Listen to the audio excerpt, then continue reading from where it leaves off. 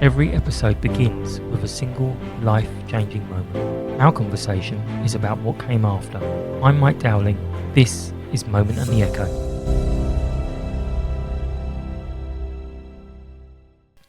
In this episode, I'm joined by Wayne Shaw. You may recognise Wayne from a very public moment during Sutton United's famous FA Cup run in 2017 from an incident that became widely known as Piegate.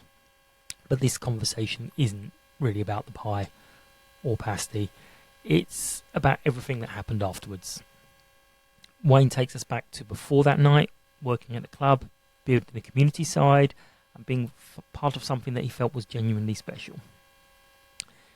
Then we talk about what it's like when a moment of banter turns into a national story. Headlines take over and your life is suddenly being discussed by people you've never met and in legal terms. There are points where we discuss media scrutiny, public shaming, gambling addictions, and the mental health impact of sudden attention and isolation. There's nothing graphic, but it may be something to be aware of before listening. With that in mind, let's jump into the conversation. Wayne, thank you so much. It's been a long time since we actually spoke. I know we've exchanged messages every now and then, but a very long time since we spoke. How are you? How's life been? Yeah, well, good, Mike. Yeah, hopefully you're yourself as well. Yeah, life's been different, mate. Life's been different. Well, I know you're a famous face, and you had a very famous moment, which has been referred to by Piegate. I know you maintain it was a pasty, but Piegate is what it's been called. We're going to talk about that in a bit, but beforehand, I just want to talk about Wayne Shaw before all of this. You were at Sutton, you were a reserve keeper plus. Can you tell us a day-to-day thing for a day in your life prior to this dramatic cup run? Yeah, so obviously we got the 3G installed that made it all for the community. Dos sold me the dream. Obviously, he was there before, and we had this 3G and come into to work, do a little bit in the community, get the community spirit back to the club, and get everyone together. So yeah, obviously I was goalkeeping coach.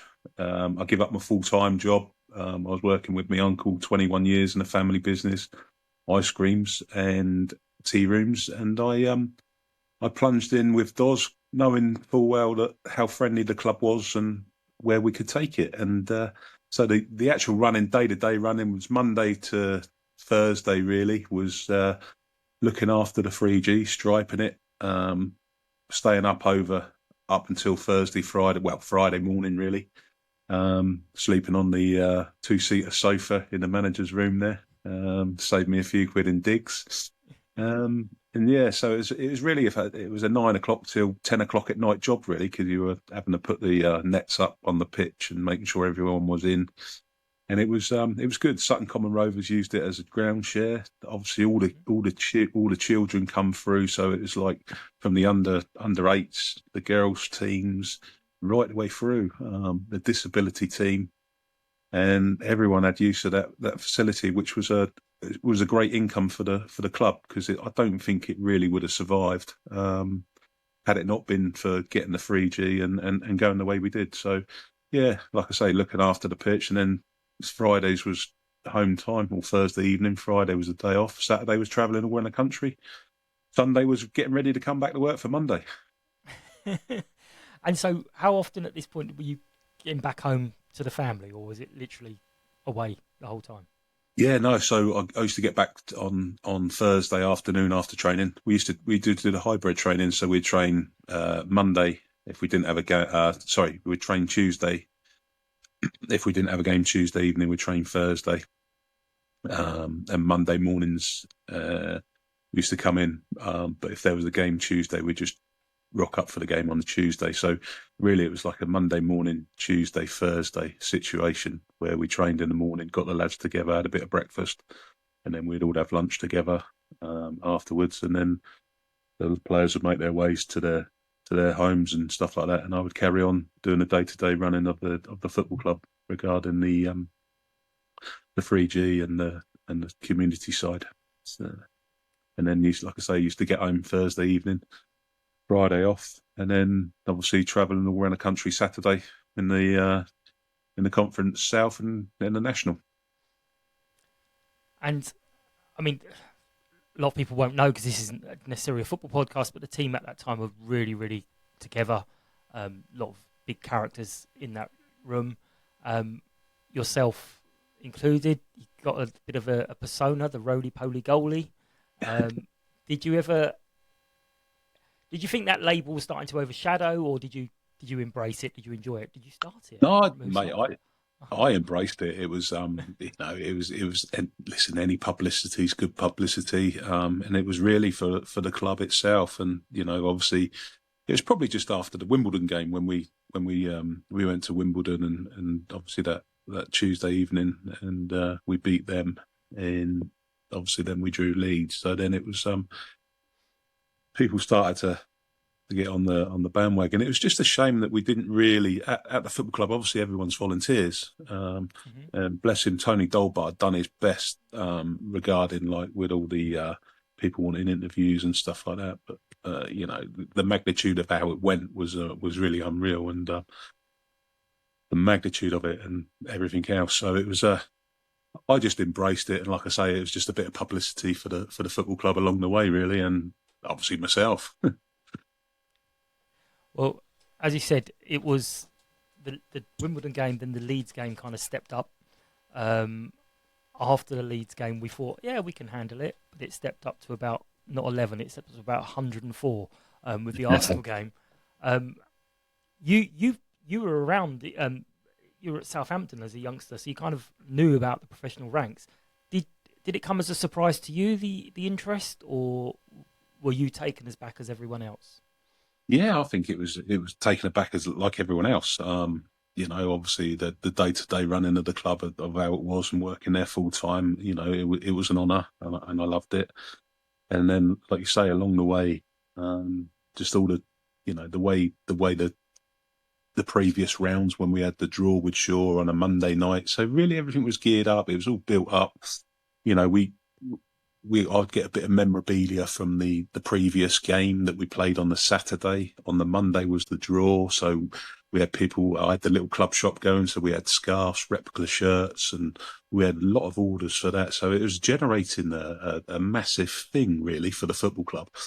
And like I say, that was probably from the rounds from when we didn't expect to get past the first qualify or the second qualifying round that we were in. I think we had Forest Green and Dos let a few players out on loan. They were cup tied. We beat them, and then obviously the greatest one was a Dartford game when it was 6-3 Yeah. down there. And as you know, mate, you followed it all along, and it just like I say, and Monday nights it was brilliant because I would we'd open the bar, we'd have 150, 200 people there, and I'd do a little buffet, and like I say, we'd sell raffle tickets for a little bit of money. So win the replica or win the ball from the game previous, or a shirt signed by the players, and it brought everyone together, and it was that's what it was about, mate.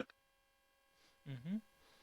And one of the decisions made into the lead up of the game was Sunbets had approached the club about a sponsorship, or I think it was a one-off for the cup match, to go on front of the shirt, and obviously that then brought this relationship with them to the club. Were you aware of that before it happened or after it happened? Did they kind of come and have a chat with you as well?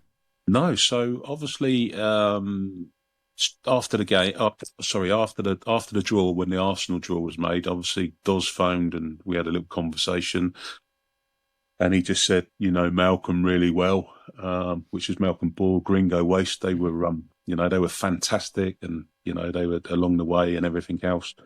And still speak to him now, and it's just a shame the way things have gone. But it was one of them. And the following day, Doz is like, he just said, look, there's three people that want to take the shirt sponsorship for that one game. Obviously, it's going to be live on telly.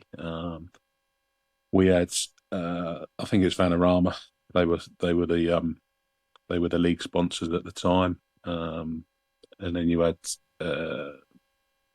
Paddy Power, and then Yeah. some bets. So obviously Paddy Power and Sun Bets, they offered 40 grand, and the club went with Sun Bets like 56,000 for that one game. I think the stipulation they had a bit of the stand at one end or both ends until the Yeah. end of the season. And again, it was a lot of money for the football club for that one-off game. And obviously along the way, like I said before, I was getting replica shirts and everything else it went for the Wimbledon game, the Leeds game. They would, people who had the same shirts as the players had. And I spoke to Malcolm and said to Malcolm, look, there's an opportunity to step aside for the one game really. But please, I know he paid £6,000 for the sponsorship for the season for the football club, which was a lot of money then as well, for him, and Yep. obviously good for the football club. And he done the thing. He said, look, the club's got to make the money. I'm more than willing to step aside. And I said, look, we'll get you on the backs of the shirts. And that was it. And obviously some bets come in on that time. They had access all areas, so they could do what they want, which, is unheard of in any other walk of life. And Yeah. like I say, it was a shame because we had Tony Dolbad trying to do his utmost to do things right, but it was, if I'm honest with you, mate, it was like a circus. Yeah. Yeah, I do. I remember the times as well. But there was some photo shoots at Wembley. Was there? Yeah, so they Yeah. took. I think there's 6 or 8 of us. We went. Obviously, we got a coach on the ground. Ian Wright. There was penalty shootouts with Ian Wright. They got obviously Wrighty involved. They took us to Wembley, the cup, the photos, and obviously, it was a big thing for some bets at the time because they were going into at that time they were looking to be like a bookmaker. I think they had, if I'm right, not Goodwood, but one of the other race courses. They had a big bit there. I think it's Cheltenham. They had a massive area over one side with some bets. So they were new to the betting market, and I think it was just one of them things for them. It was more, the publicity of that one game and get them. But again, along the way, we had 12 mascots or 11 mascots on the night, and again, I got replica shirts, not thinking, and of course, children under the age of 18 can't wear anything embezzled with gambling or smoking, or so it was. That night was, all the afternoon was running around trying to get them T-shirts made so they could walk out with the players, and it's just things like that, little things that Yeah. you don't realise. That- So yeah, Yeah. I mean, I remember at the time because it was associated with the sun. There was a lot of backlash from people going, "Whoa, whoa, whoa, hang on a minute." It's was obviously yeah, the Liverpool Liverpool. story, That's right. Yeah, which our board were kind of a little bit like, "Why would our fans be worried about that?" And it's like, no, it's a yeah, football thing. So I also remember and was extremely disappointed to see it in the paper one day of the novelty bets of the yep, dog running yeah, on the pitch and all this, and I yeah, was like, yeah, You're supposed to be our supporters, and now you're kind of a little bit mocking here." yeah. That's how I read it. Obviously, I don't know Definitely. other people. Um, but in the lead up to the match, had they told you about any of these bets? Had they No, had no, no. It nothing was at all? no, nothing at all. It was quite funny because the week before the game, one of the one of our used to have a couple of boards. They were an estate agent then in Carshalton, and I used to, obviously go around and see them and bits of pop in and show my face, and just like you do when putting stuff up, because I was walking around, promoting next games or home games and round to the local businesses and shops just to try and drum everything up. Obviously, this is way before the FA Cup run and all that. But yeah, someone from there messaged, and I looked at it and I thought, what's that? Is this going to happen? And it was like you say, it was 8-1 to eat a pie. There was the lights going out, a streaker on the pitch, and like you say, the dog going. So it's like you say, these novelty bets. And I just laughed. I didn't even reply. Honestly, I didn't even reply. I didn't even. And then probably two or 3 days before a game, one of my mates back home here, he messaged and said, "What's all this?" And I said, "I ain't got a clue." So obviously they put this bet up on it, and that was what I knew. And like I say, I didn't say to anyone, "I'm going to do this, I'm going to do that." It just it just happened, and I thought, and on the night it was quite funny, mate. When we get there, it was because I didn't up until the Saturday, our pitch, believe it or not, for the FA Cup competition, it's FIFA rule as well. It had to have a certain bounce.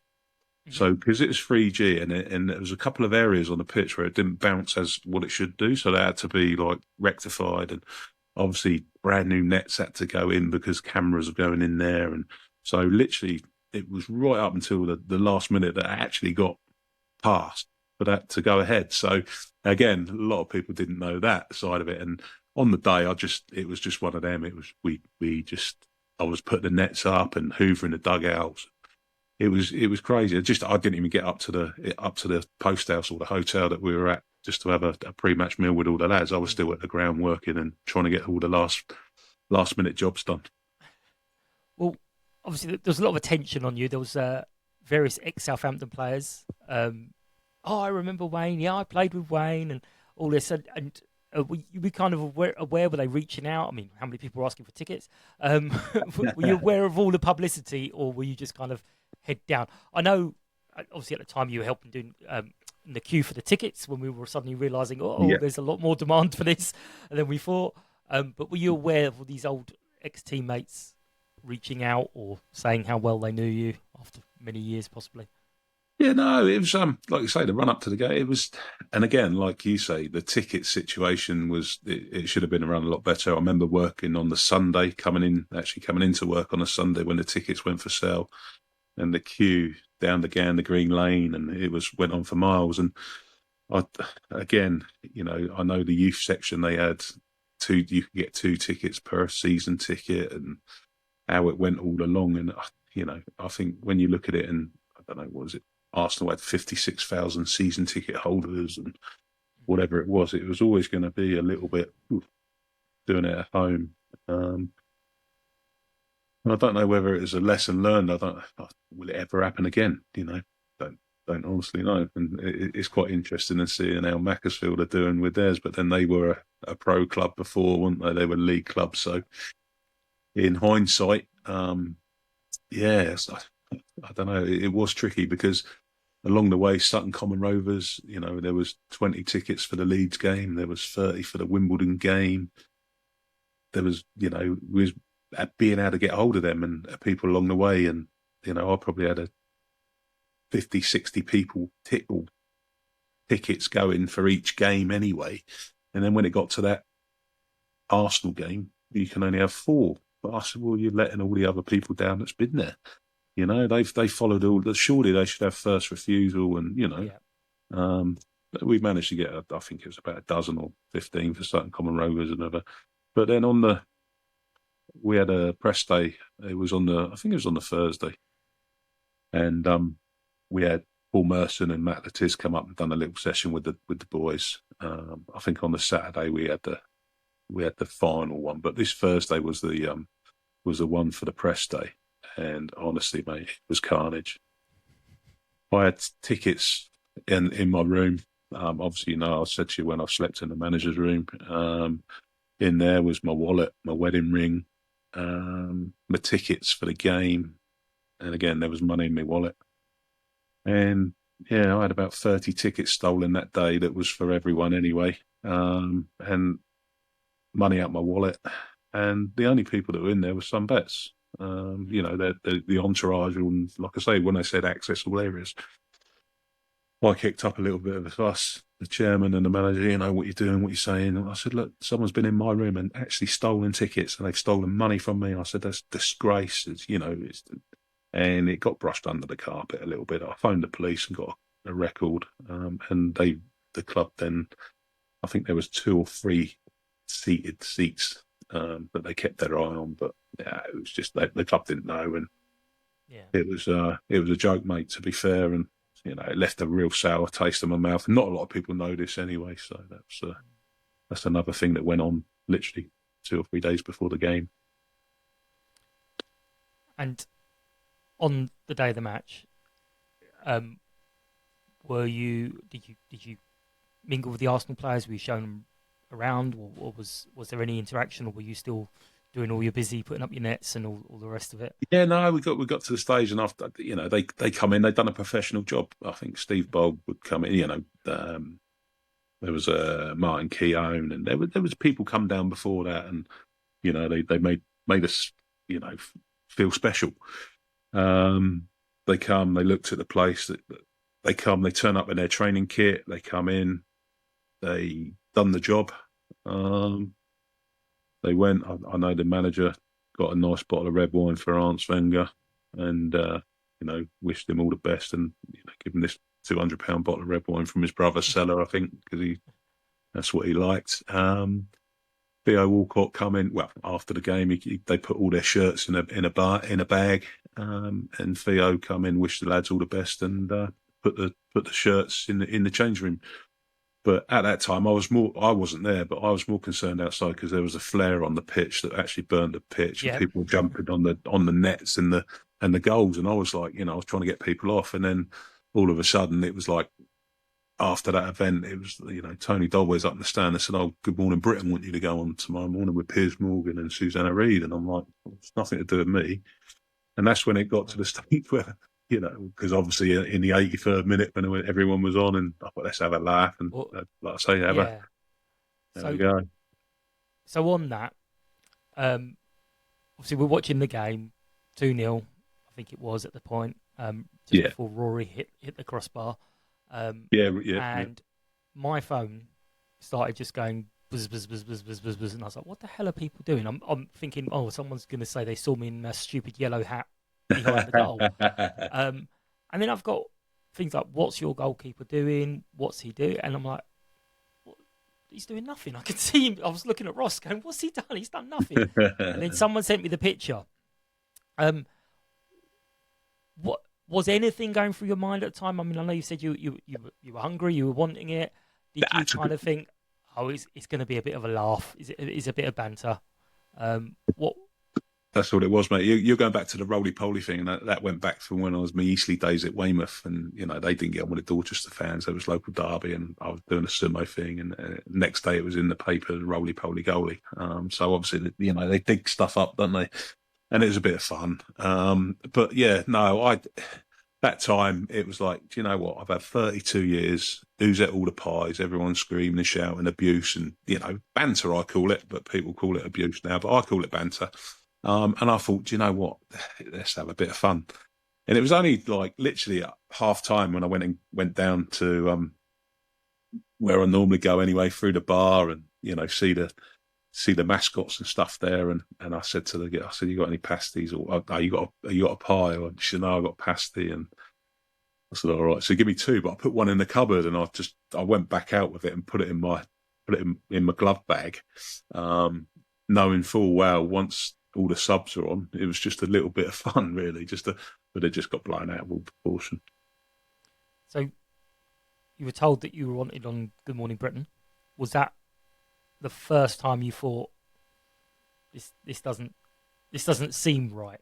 No, I said, "Look, I want to. I've been 3 weeks. I ain't had a day off. I want to get my wife's here with the kid, with my two daughters. I said, I want to go home with them, and I was obviously they were driving back. I was driving back afterwards, and on a couple of days with the family.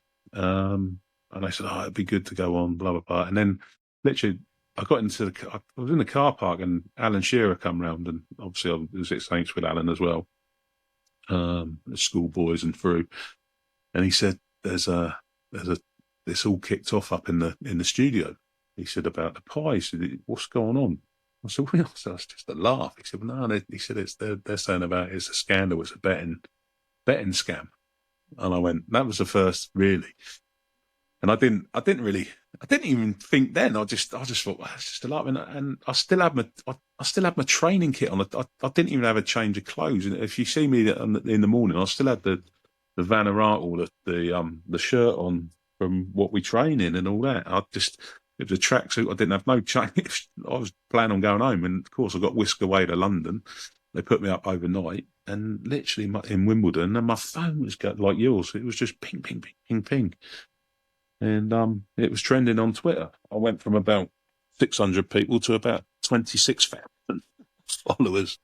So it was really weird, and that's the first. And then obviously the next day on the Good Morning Britain, um, obviously Piers Morgan has asked a few questions, and in a roundabout way, and I just thought, there'd be a pie and a pint waiting for me at my local. Just again, I was brazo, but I was just.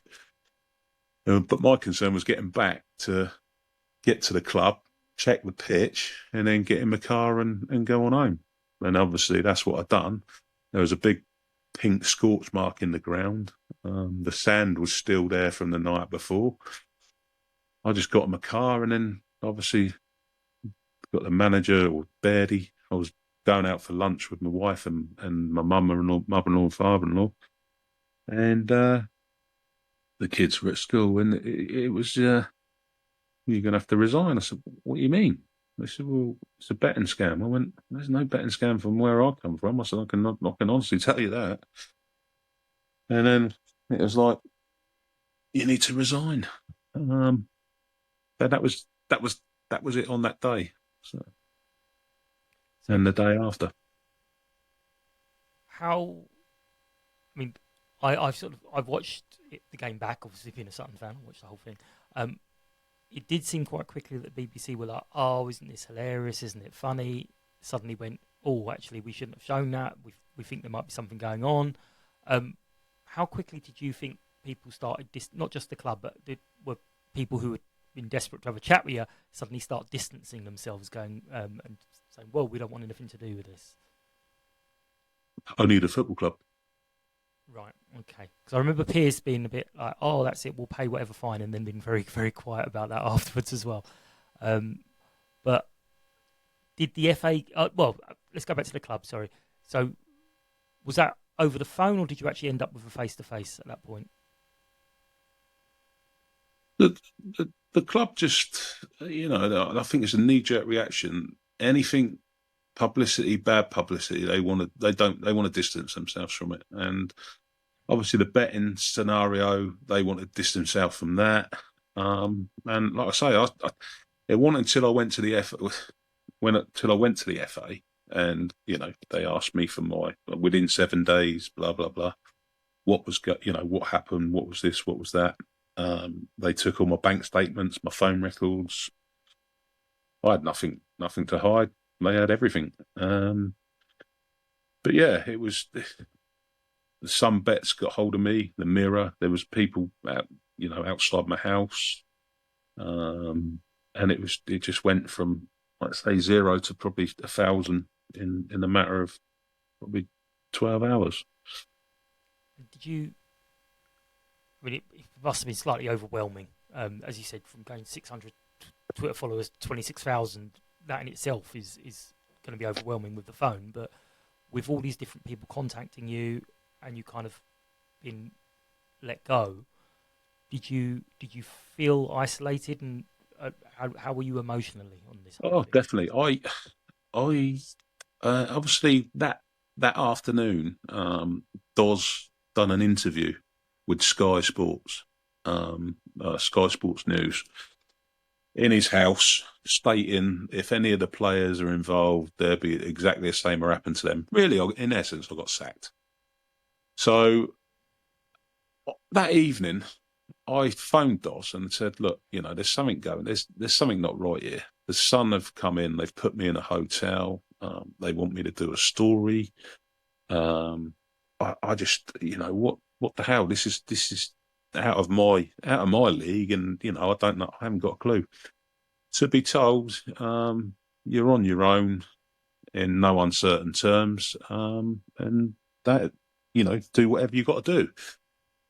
So I've gone from having a job that I loved and, travelled around and, give my all for, to going straight out and no job, no money coming in, a mortgage to pay, kids to feed, and a wife to support. And it was, honestly, mate, it was horrendous, if I'm totally honest with you.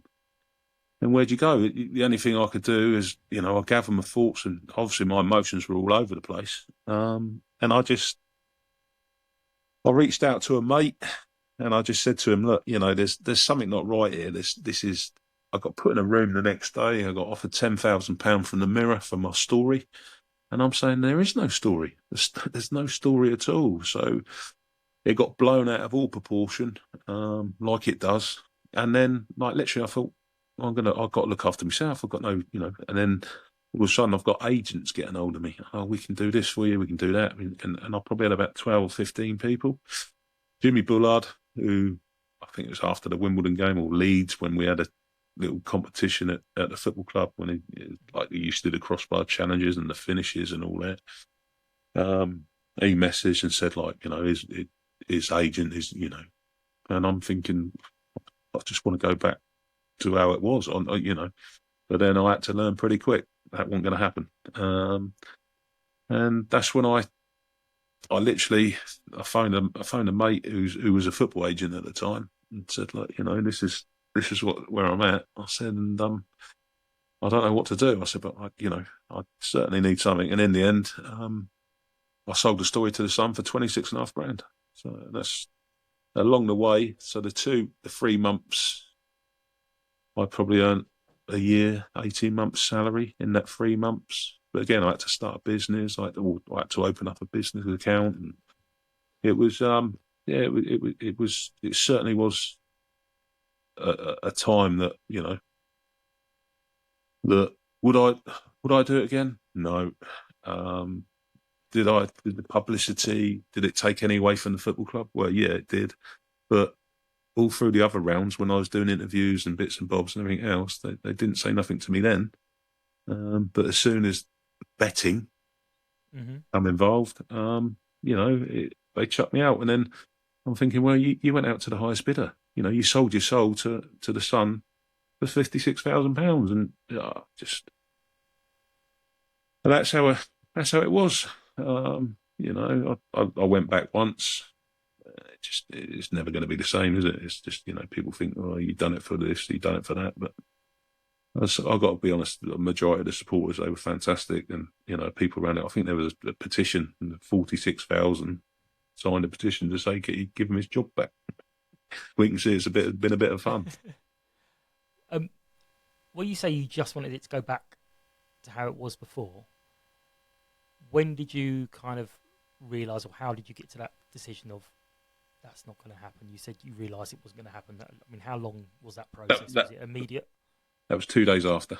I got the deal was done with the Sun. I had to do, I think, 4 events. Then I was in a hotel for 2 days, and if you remember, can you remember the company Coco 5? The water hydration. So I managed to get them as a sponsor. I think they sponsored one of the stands on the other side, or the TV gantry.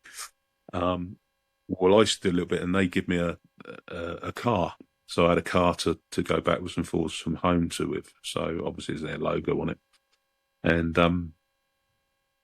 I felt really uncomfortable, and I phoned my daughter and said, "Can you come and pick me up from the hotel? I feel isolated. My phone ain't stopped ringing. I'm all over the place."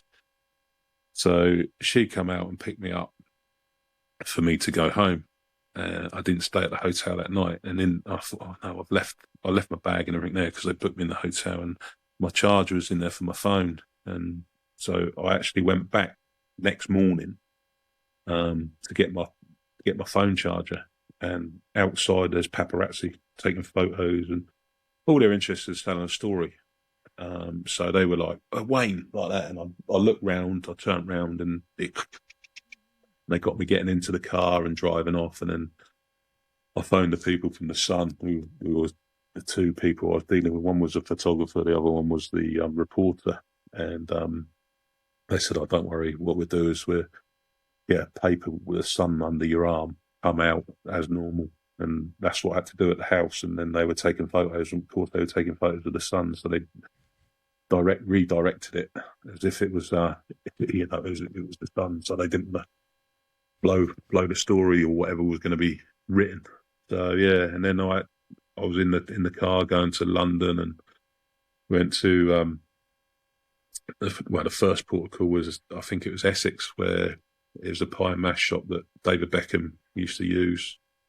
And then they had me trying pies, and again, out of my comfort zone. But I had to play along with it, and I learned pretty quick from being in the car with the photographer, and he said, just it's chip paper. He said, get what you can out of it. He said, because tomorrow it'll be someone else, or next week it'll be someone else. He said, just go with it, and he said, boys up pretty quick, and that's what I done, and it was a great bit of advice from him that helped me along the way as well. Although saying that, obviously he wasn't aware of how much social media would be around because it still comes up every year, doesn't I know, yeah. it? um, so, so you obviously realised this had gone from banter to everyone taking it very seriously, and you're being a bit bewildered by the whole.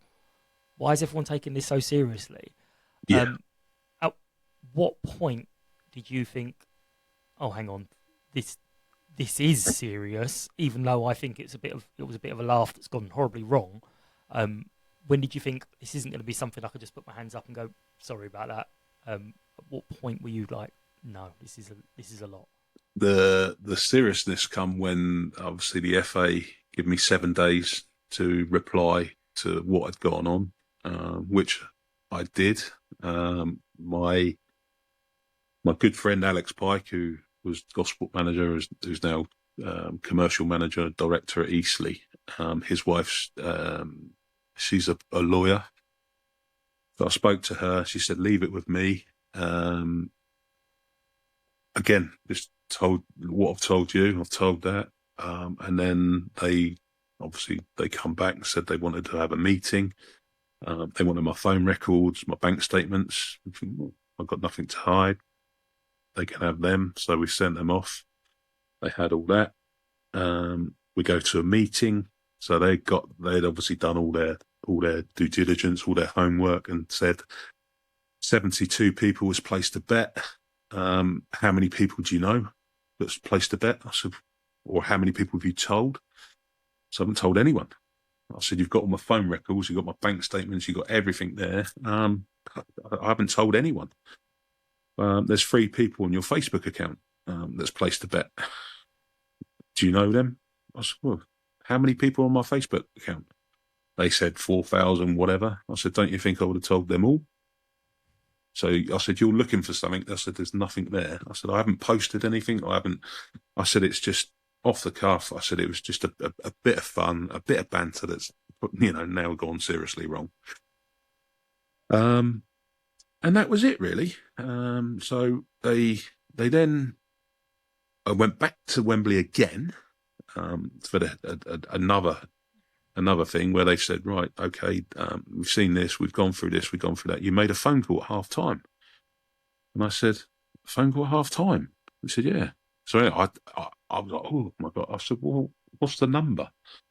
So it was on here. So anyway, bang, bang, bang. I phoned the number and it was my daughter. And she said, hello, Dad. I said, I'm just at the FA. I said, I remember phoning now. I said, and asking where you were in the ground. I said, because I couldn't see you. And it was it's one of them. So they obviously thought there was something there regarding that. And they said also before the game there's interaction between some bets and someone else saying the bet's on. I said, well, I know nothing. But as you said before, Mike, there was a streaker went on the pitch, and that got, obviously is there a 15-second or 18-second between live and they can, like TV, they can just edit it out and as if nothing's gone on, which they did on that front. So we know full well that there was a streaker or someone in his undies run on the pitch, but that never got shown on TV, did it? So and obviously my situation did. So again, I don't know who said that or what it was done, but yeah, it was the entourage from some bets that's obviously put that there and said it, but not knowing. Yeah. Me not knowing that, obviously after the event, then it's everything comes to light, doesn't it? But like I say, for 72 people to place the bet, and I think there was about 14 or 18 people at Loughborough. university. And they said, do your kids go to university? I said, no. I said, don't go to university. Have you got anyone in love? I said, well, no, I don't. So obviously it's someone's put their fiver on and got their £45 back at 8-1. Yeah. So when you gave this, you responded to the FA and they went through your records. There was a bit of a lengthy sort of investigation, and you were left kind of in limbo for a bit. Hung out to Um, dry. yeah. How was that? Now I know it did affect you quite badly, but how was that period for you, especially like the waiting, the not knowing what was going on? Right. So unbelievably, obviously where I live now, Totton, my my physio I've used all my life was vice chairman at Totton Football Club, and my old football manager Wayne Mew was chairman there, and God bless him, passed away last year. They come to me and said, look, we we want you at the football club. We think you've got a lot to would you come on and try and help us get some sponsorship and see where we go? I said, look, just leave it a bit, and with the FA and stuff like that, and like you said, the investigation took for a while. Again, during that time, I think it was about 2 weeks, 3 weeks later, I got a phone call. I was out walking the dogs 2 weeks later, and it was from the Gambling Commission. So I'm walking along and I'm on the phone and got the dogs, and this person phoned me up from the Gambling Commission and said, we want to interview under caution. I said, sorry? They said, we want to interview under caution. I said, what's a police matter? I said, it's not a police matter. It's not. I haven't done nothing wrong. I said, what do you think I've done? And they said, cheated. I said, cheated? I said, well, that's a serious allegation. I said, you better speak to my lawyer. And I left it at that. So anyway, I put the phone down and I thought, I ain't having that.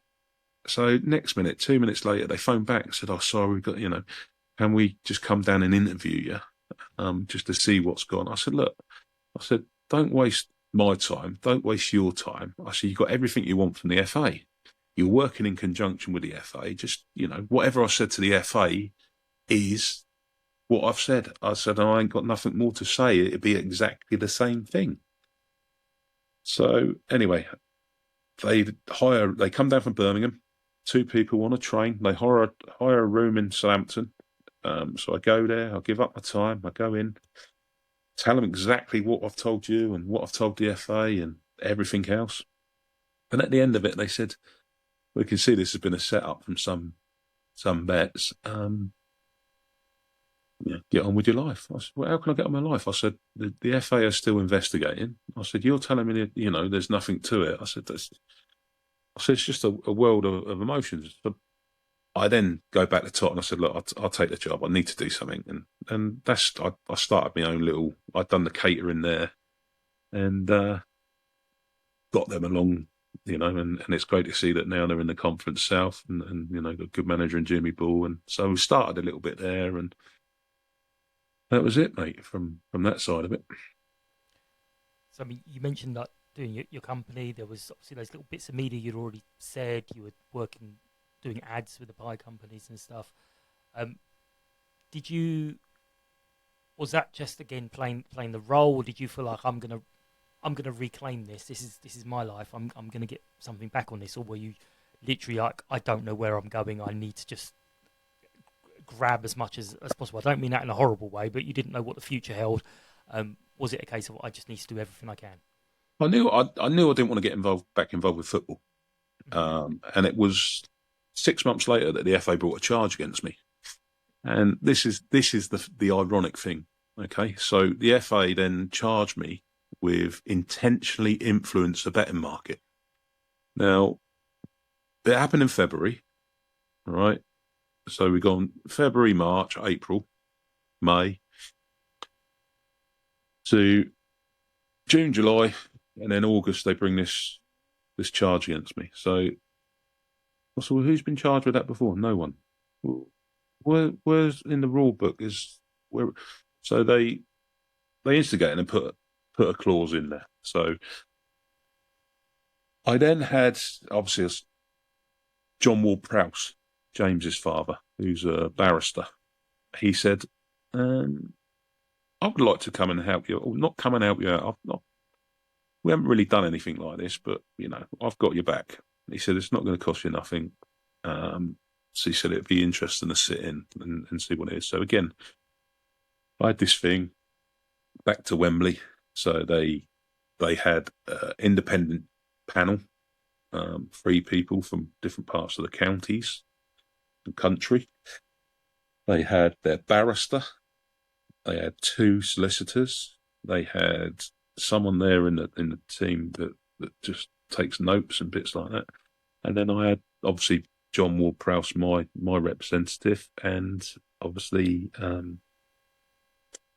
Jane Pike, the solicitor.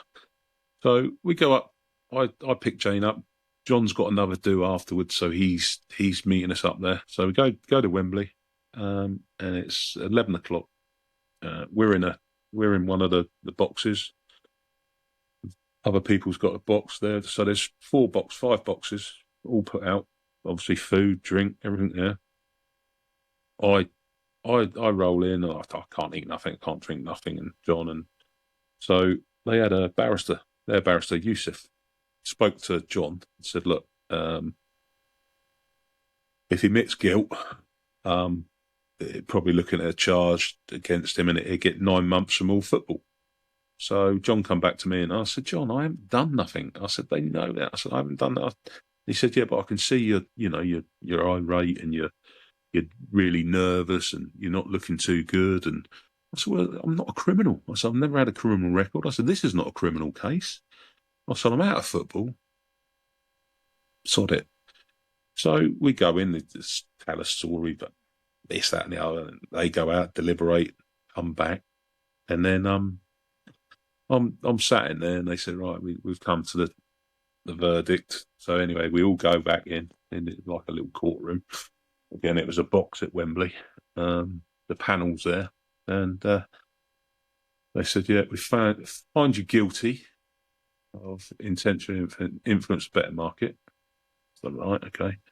And they said 2, and I thought, oh no, 2-year ban from all football, so 2 months from all football. And then they go over to the mate taking the notes. Is there any previous? Nothing, no previous. Is disciplinary record is exemplary. No problems at all. So they said, right, okay, a £350 fine and £500 cost.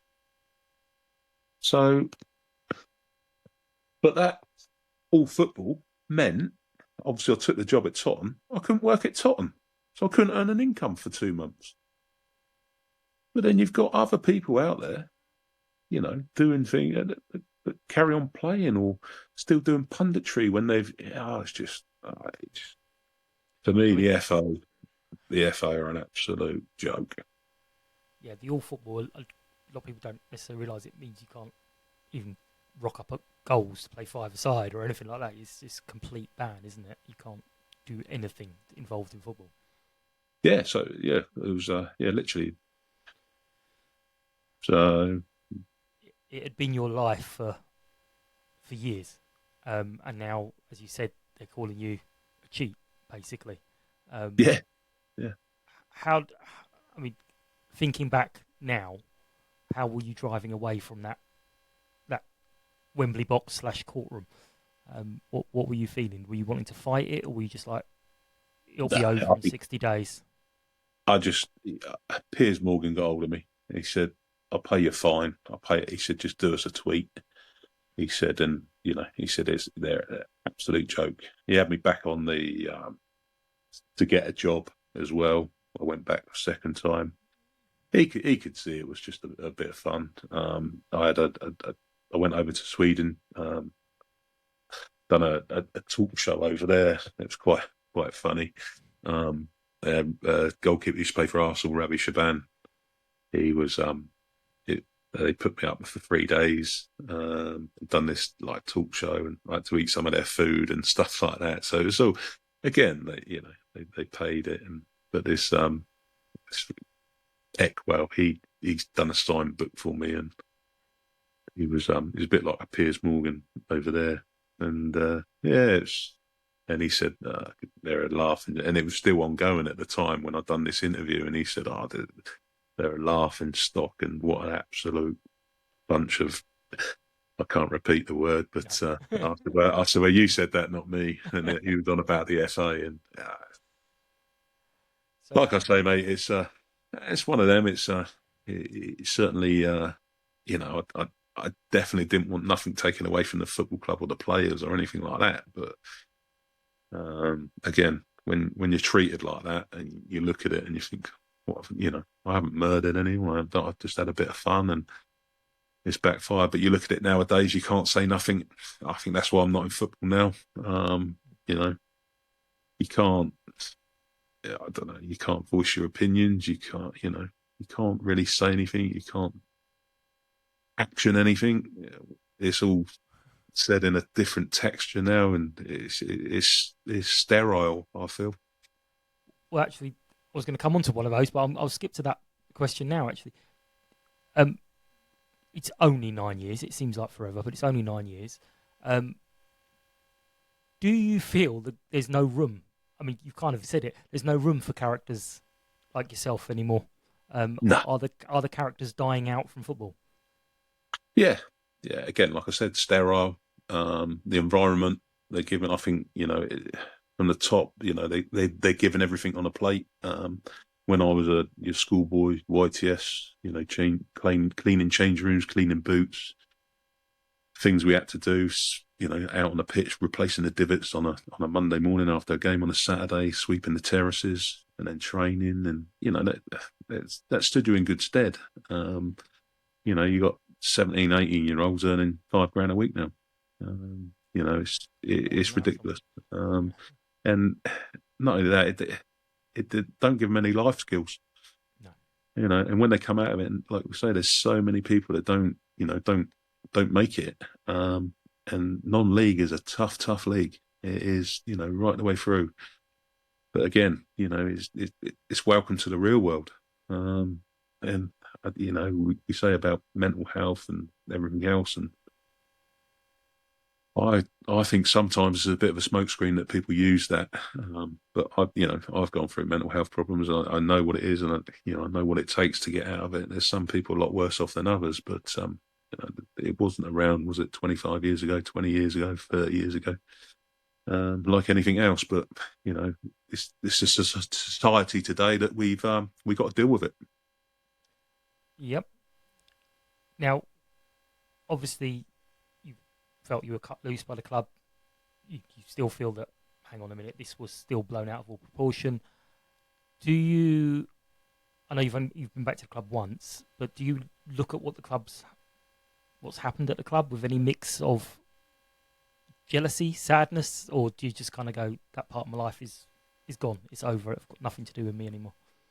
No, it was obviously 55 years old and probably there 8 or 9 years is a big part of my life. I still look for the results. I think obviously the chairman, I feel really sorry for the club now, with the owners that are in there, and I know the chairman is doing his utmost, but they all seem the old brigade seem to be pushed to one side. They're battling their corner. And probably one of the worst things was going into league football. I know the club wanted it, the people wanted it, and they had the taste for it. And Matt Gray done a fantastic job getting there. That famous trip to Wembley. I went to Wembley. That was a fantastic day. It's the result. It's a shame, but the club is steeped in tradition, great memories. I still love the club. If I'm totally honest, I love the club. I love Eastleigh that I played for, and Tottenham. I spent a bit of time at Gosport, all of Lymington. They've all played a role in my life to get me where I am, as well. Some good, some bad, and I think you take the rough with the smooth. There's always going to be bumps in the road, no matter what journey you go on. And obviously you love Sutton fans. Obviously. Oh yeah, Sutton fans. Listen, they were the best for me. Even when played against the fans and you guys. They were brilliant and brilliant when they're there. And again, like I say, I still keep in touch with a few people. And like I say, Malky Boyle, still keep in touch with him. And I see Bobby at a do last year, Bobby Charles and Clive the kit man, and it's just Simon Downer, what he's been through, and with him losing his wife, and it's tragic. And Skip, still see Skip now and again, and a few of the lads on social media. But yeah, it's like I say, it's acquaintances more than friends. You make acquaintances along the way, and you keep in touch, and you probably say count on one hand how many people are friends, and you go back to. But that's the role in any walk of life. You go your different routes, don't you?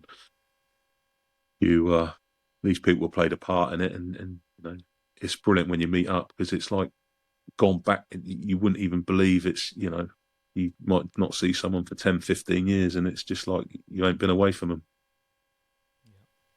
Now, we had a little bit of a joke about it earlier. It's around the time of year that it pops up all over the place. I mean, how does it make you feel when you see it come up? Are you still kind of like, oh, people still remember me, or are you a little bit like, oh, I wish this would go away? I don't think it'll ever go away, will it? It's something that's there, and I just it doesn't mean nothing to me. I just go along with it and say, oh yeah, is it really 9 years? Is it 8 years? As it comes up. And it's quite funny how people get things wrong. And, I'm a pub owner, I'm doing this, I'm a pie taster, I'm this, I'm that. It's these people. But yeah, I'm working, but me and my mate's got a butcher's now. We do Thursday, Friday, Saturday. Yeah, I love it. I helped him out during COVID. I got all my stuff from him. I took a pub on pre-COVID. That went into, obviously we hit COVID. That had to go back. Yeah, I lost my parents since everything in the last 4 years. Yeah, and it's been a journey. And I work with him now. I was looking after my mum for a year and a half, 2 years. And like I say, we've just got our forever home. We've built that. So, and working 3 days in the butcher's is brilliant. So yeah, and I miss the change room. I don't miss football itself. Again, because of just the way football's going. It's side foot sideways possession football. You pay your money, you should be entertained. And whether it's getting the best for the football club by calling the goalkeeper who ate all the pies, or a fat whatever, or ginger, it's banter. But people, they don't use that now, and they say it's abuse. But I don't know. The world we're in, Mike. Well, you've kind of answered one part of this. If you could go back and speak to yourself at half time when you thought, oh, I might do this, or when that last substitution was made, would you say it's not going to be seen as funny as you think it is? Would you say do it or not? No, it would definitely be a no. Yeah, definitely a no. Definitely a no from me. Obviously with what's gone on, and how it's happened, and again, but hindsight's a wonderful thing, mate, isn't it? And the publicity for the club, it wasn't great, was it, that night? Thinking along the way, but again, we opened up to some bets when we probably should have gone another route. For us, it was all about the money. I think for any club in non-league, it's all about the money. But to make the money we did out of that cup run, with the players that were out on loan, cup tied, and it was a fantastic achievement for the boys and for the club itself.